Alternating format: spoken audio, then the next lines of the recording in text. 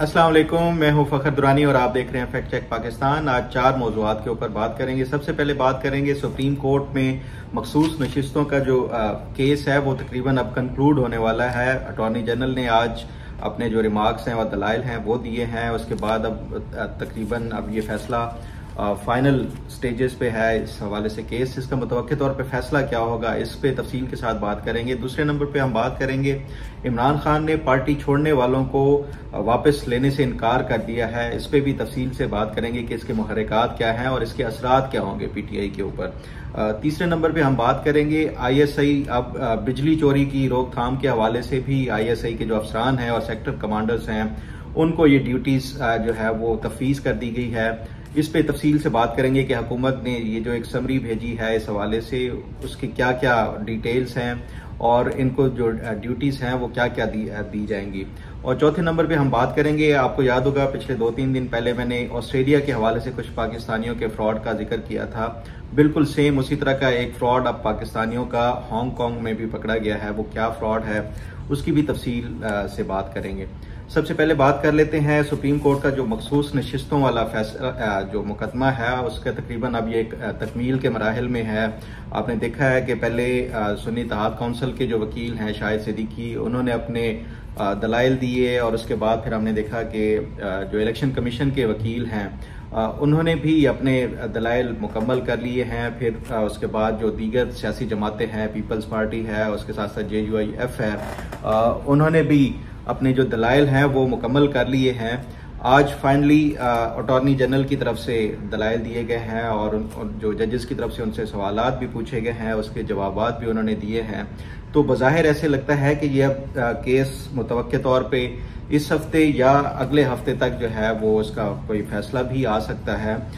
इस हवाले से लोग ये भी मुख्तलिफ चेमा गोयां करते हैं कि इसका फैसला मुतवक्किल तौर पे क्या होगा। अगर हम जब से ये ज़ेर समाअत है केस उसके जजेस के रिमार्क्स देखें या जो वकला से सवालात पूछे गए हैं जजेस की तरफ से, अगर उनको मद्देनजर रखा जाए तो उसकी बुनियाद के ऊपर मैंने पहले भी एक वीलॉग में आपको याद होगा बताया था कि मुतवक्किल तौर पे फैसला 8-5 से भी हो सकता है। लेकिन अब थोड़े से जो है वो जजेस के हालात और उसके ओवरऑल जो है वो केस की जो हैयत है वो भी तब्दील हो रही है। तो उसकी बुनियाद के ऊपर फिर जो सुप्रीम कोर्ट को जो कवर करते हैं, जो रिपोर्ट करते हैं जर्नलिस्ट, वो अब कुछ लोग ये भी कह रहे हैं कि ये फैसला 6-7 से आ सकता है और 6 एक साइड पे होंगे जो सुन्नी इत्तेहाद काउंसिल को मखसूस नशिस्तें देने के हक में हो सकते हैं और 7 जो जजेस हैं वो दूसरी साइड पे होंगे जो कि सुन्नी इत्तेहाद काउंसिल या पीटीआई को मखसूस नशिस्तें ना देने के हक में हैं। तो इसका फैसला मुतवक्किल तौर पे क्या हो सकता है, लेकिन इसमें जो 5 जजेस हैं जिन्होंने आउट ऑफ द वे जाके पीटीआई को ना सिर्फ मखसूस नशिस्तों के हवाले से उनके जो रिमार्क्स अगर देखा जाए, फिर उन्होंने जो 2024 के ये 8 फरवरी के इलेक्शंस हैं उस हवाले से भी धांधली के हवाले से जस्टिस अतर मिनल्ला हैं या जस्टिस मुनीब अख्तर हैं, उन्होंने सवालात उठाए और इवन ये भी जो है उनको सजेस्ट किया गया जो उनकी वकला की टीम थी सुन्नी इत्तेहाद काउंसिल की कि 8 फरवरी के इलेक्शंस के हवाले से जो धांधली के इल्जामात हैं उस हवाले से पिटीशन दायर की जाए। तो ये इस तरह की कुछ जजेस ने तो ओपनली अपना जो माइंड है वो शो करा दिया था और ज्यादातर जो एक मेजॉरिटी थी वो जजेस खामोश रहे और उनकी तरफ से अभी तक कोई ऐसा जो है वो फील नहीं हुआ कि वो किस तरफ जा सकते हैं। लेकिन जो सुप्रीम कोर्ट के रिपोर्टर्स कवर करते हैं उनके मुताबिक ये फैसला 7-6 से जो है वो की अक्सरियत से सुन्नी इत्तेहाद काउंसिल के खिलाफ और जो पेशावर हाई कोर्ट की जो फैसला था उसके हक में आ सकता है। बहरहाल ये अगले हफ्ते तक ये केस कंक्लूड होकर उसका फैसला भी मुतवक्किल है, तो तब तक कोई भी इसके हवाले से अपडेट होगी वो आपको ज़रूर शेयर करूंगा। अब बढ़ते हैं प्रोग्राम के दूसरे हिस्से की तरफ कि इमरान खान ने जो है अभी पिछले 3-4 दिनों से हमने देखा है कि पीटीआई के अंदर एक अजीब किस्म का कशमकश चल रही है। जो पार्टी छोड़ गए थे वो रहनुमा और जिन्होंने मुश्किल हालात में पार्टी को संभाले रखा, जिसमें वकला भी हैं, जिसमें नए कुछ पीटीआई के लीडर्स हैं, उनके दरमियान आपस में रस्साकशी जारी है। जो पुराने जो पीटीआई के रहनुमा थे जो पार्टी को छोड़ के चले गए, अब वापसी के लिए उनके बयानात अगर देखा जाए, खासतौर पे फवाद चौधरी के अगर आप बयानात देखें, उन्होंने पहले टारगेट किया कि जो पीटीआई के अभी सेक्रेटरी इंफॉर्मेशन रऊफ हसन को और इस तरह के दीगर जो जितने भी लीडर्स हैं उनको फिर शेर अफजल मरवत के ऊपर उन्होंने जो है वो उसके खिलाफ बयानात दिए। इसके साथ साथ हामिद खान के हवाले से तो ऐसे लग रहा है कि ये जो छोड़ जाने वाले थे वो वापस आने की तैयारी कर रहे थे, लेकिन आज जो अडियाला जेल को कवर करते हैं जितने भी सहाफ़ी हैं उन्होंने रिपोर्ट किया कि इमरान खान ने इस हवाले से फैसला कर लिया है कि जो मुश्किल हालात में पार्टी को छोड़ के गए थे उनको वापसी का भी फिलहाल कोई ग्रीन सिग्नल नहीं दिया गया और इनको किसी सूरत में अभी वापस नहीं लिया जाएगा। इस हवाले से आपको याद होगा कि इमरान खान ने पहले भी जिक्र किया था कि जो पार्टी छोड़ के गए हैं उनका केस टू केस हम वो करेंगे, गौर करेंगे कि कौन कौन से ऐसे रहनुमा थे जिनको प्रेशराइज किया गया, जिनके ऊपर तशद्दुद किया गया, जिनकी फैमिलीज को टॉर्चर किया गया, तो उनको हम वापसी के हवाले से सोच सकते हैं। लेकिन जो बाकी जिन्होंने अपनी मर्जी के साथ या बगैर किसी दबाव के रूपोश हो गए या पार्टी छोड़ दी थी या प्रेस कॉन्फ्रेंसेस की थी, उनको जो है वो वापस नहीं लिया जाएगा। तो इस हवाले से अब इमरान खान की तरफ से ये जो ताज़ा एक फैसला आया है कि वो नहीं लेंगे फिलहाल, इस पे अब देखें कि ये जो नाराज अरकान हैं वो क्या उनका रद्द अमल होता है और इसके साथ साथ जो पीटीआई में दोबारा वापस ज्वाइन करने वाले हैं उनका क्या होता है। इस पे भी जो मजीद आगे अपडेट होगी वो आपको शेयर करता रहूँगा। अब तीसरे नंबर पे हम बात करते हैं कि आईएसआई और की अब ये जो मौजूदा हुकूमत है उन्होंने ये एक पॉलिसी बनाई है कि आईएसआई और एमआई के अफसरान के ऊपर मुश्तमिल एक मुख्तलिफ कमेटीज बनाई जाएंगी जो कि बिजली चोरी की रोकथाम के हवाले से इकदाम करेंगी। इस हवाले से हुकूमत ने एक समरी जो है वो तैयार की है जिसके मुताबिक जो पावर डिस्ट्रीब्यूशन कंपनीज हैं जितनी भी पाकिस्तान भर में उनके लाइन लॉसेस को कंट्रोल करने के हवाले से मुख्तलिफ कमेटीज बनाई जाएंगी। जो एडमिनिस्ट्रेटिव पार्ट है वो तो जो पावर डिस्ट्रीब्यूशन कंपनीज के सीईओज हैं वो ही उनके डायरेक्टर्स होंगे, लेकिन जो बाकी लाइन लॉसेस या इस हवाले से जो मुख्तलिफ कमेटीज होंगी उनको हेड करेंगे आईएसआई के जो सेक्टर कमांडर्स होंगे मुख्तलिफ शहरों में वो। और इस हवाले से जो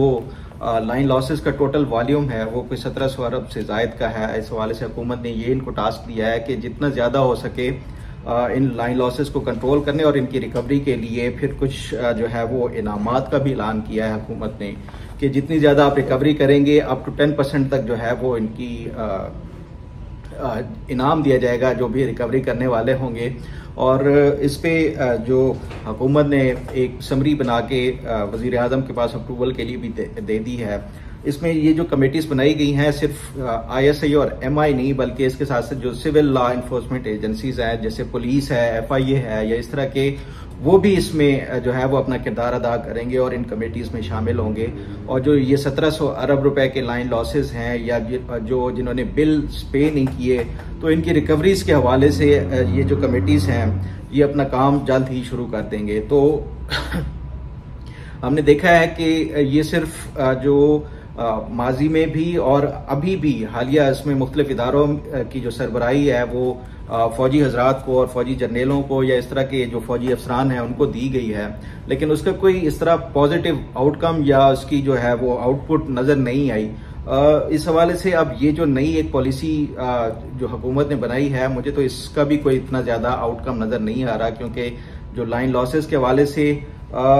पहले हुकूमत ने मुख्तलिफ जो भी पॉलिसीज अख्तियार की थी वो भी कामयाब नहीं हुई और फौजी हजरात जिनका कोई इस हवाले से कोई एक्सपीरियंस नहीं है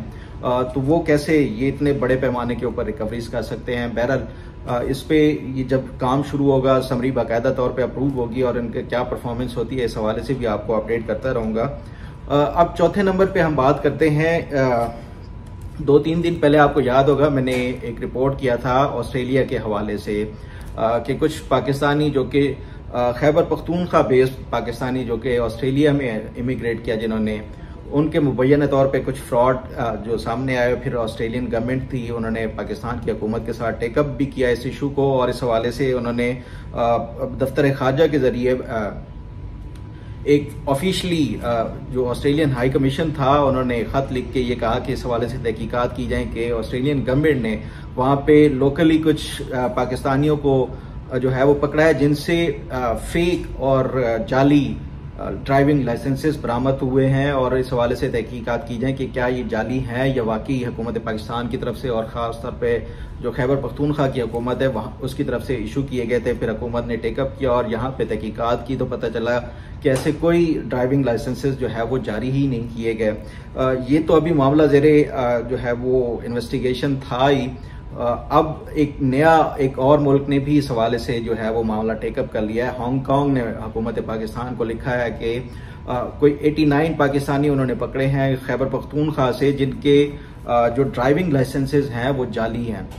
हुकूमत पाकिस्तान ने फिर इस हवाले से तहकीकात की और KPK गवर्नमेंट को लिखा। KPK गवर्नमेंट के जो पेशावर का ट्रैफिक पुलिस ऑफिस है उसको अप्रोच किया गया कि ये तहकीकात की जाए कि ये जो 89 लोगों के ड्राइविंग लाइसेंसेज हैं क्या ये ओरिजिनल और जेन्युइन हैं या कि ये फेक है। जब ये KPK गवर्नमेंट की तरफ से ये तहकीकात की गई तो ये पता चला कि कोई भी ऐसा जो ड्राइविंग लाइसेंस जो पकड़ा गया था वो पेशावर जो ट्रैफिक पुलिस है या KPK हुकूमत की तरफ से जारी ही नहीं किया गया। ये सब के सब जाली हैं। तो ये एक बड़ी अनफॉर्चुनेट है कि हमने देखा है कि UAE में पहले पाकिस्तानियों ने इस तरह के फ्रॉड किए जिसकी वजह से वीज़े जो है वो बंद हो गए। फिर अब ये इस तरह की जो कार्रवाइयाँ और हरकतें दूसरे ममालिक में कर रहे हैं तो इससे लगता ऐसा ही है कि दुनिया भर के जितने भी ममालिक हैं वो पाकिस्तानियों को बैन कर देंगे सिर्फ इनकी यही फ्रॉड की वजह से और ये इस तरह की फ्रॉडलेंट जो एक्टिविटीज़ हैं उसकी वजह से। तो ये पाकिस्तान जो पाकिस्तानी वहाँ पे ये इस तरह के काम करते हैं उनको भी सोचना होगा और उसके साथ साथ हुकूमत पाकिस्तान को भी इस हवाले से कोई जो है एक स्ट्रिक्ट पॉलिसी अपनानी होगी कि ये इस तरह के अगर ये काम करेंगे तो ना सिर्फ पाकिस्तान का बदनामी होगी बल्कि एक बड़े पैमाने के ऊपर नुकसान होगा अगर तमाम ममालिक पाकिस्तानियों को बैन कर देंगे। उम्मीद है कि हुकूमत इस हवाले से कोई बड़ी जो स्ट्रिक्ट एक्शन लिया जाएगा हुकूमत की तरफ से और ये तमाम तर जो लोग जिन्होंने फेक इस तरह के ड्राइविंग लाइसेंसेज में पकड़े गए हैं उनके खिलाफ तादीबी कार्रवाई की जाएगी। उम्मीद है आपको आज का प्रोग्राम भी पसंद आएगा। अल्लाह ताला आपका हामी और नासिर हो। अल्लाह हाफिज।